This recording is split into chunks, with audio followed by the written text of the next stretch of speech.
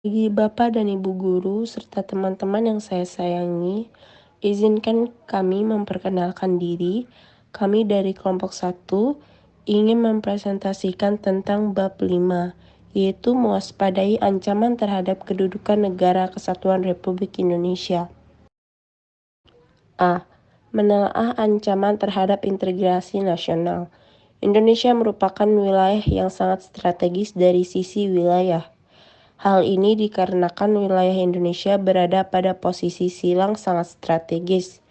Posisi silang di sini adalah bahasanya Indonesia terletak di antara dua benua dan dua samudra. Posisi silang negara Indonesia tidak hanya meliputi aspek kewilayahan saja, melainkan meliputi pula aspek-aspek kehidupan sosial. Posisi silang Indonesia merupakan sebuah potensi sekaligus ancaman bagi integrasi nasional bangsa Indonesia. Dikatakan sebuah potensi karena akan memberikan dampak positif bagi kemajuan bangsa Indonesia serta akan memperkukuh keberadaan Indonesia sebagai negara yang tidak dapat disepelekan perannya dalam menunjang kemajuan serta terciptanya perdamaian dunia. Akan tetapi, posisi silang ini juga menjadikan Indonesia sebagai negara yang tidak terbebas dari ancaman yang dapat memecah belah bangsa.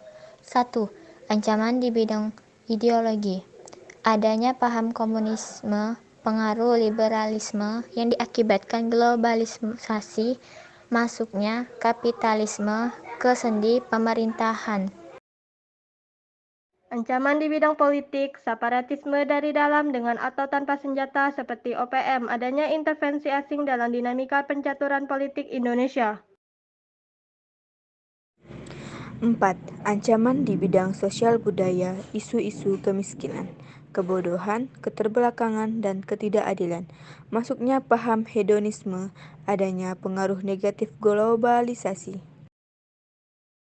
Ancaman di bidang pertahanan dan keamanan, pemberontakan bersenjata seperti yang dilakukan PKI, agresi militer oleh asing seperti yang dilakukan Belanda terhadap Indonesia. B. Strategi mengatasi berbagai ancaman terhadap Iplolexos Budahakam dalam membangun integrasi nasional. 1. Strategi mengatasi ancaman di bidang ideologi dan politik, mengembangkan demokrasi politik, mengaktifkan masyarakat sipil dalam arena politik, mengadakan reformasi lembaga-lembaga politik agar menjalankan fungsi dan perannya secara baik dan benar. Strategi mengatasi ancaman di bidang ekonomi. Sistem ekonomi dikembangkan untuk memperkuat produksi domestik bagi pasar dalam negeri sehingga dapat memperkuat perekonomian rakyat. Perekonomian berorientasi pada kesejahteraan rakyat, tidak bergantung pada bahan-bahan material seperti IMF, Bank Dunia, dan WTO. Strategi mengatasi ancaman di bidang sosial budaya, selektif dalam memilih setiap budaya yang datang dari luar negeri, menyertakan kebenekaan di antara sesama rakyat negara, mencegah masuknya setiap budaya yang bertentangan dengan budaya Indonesia.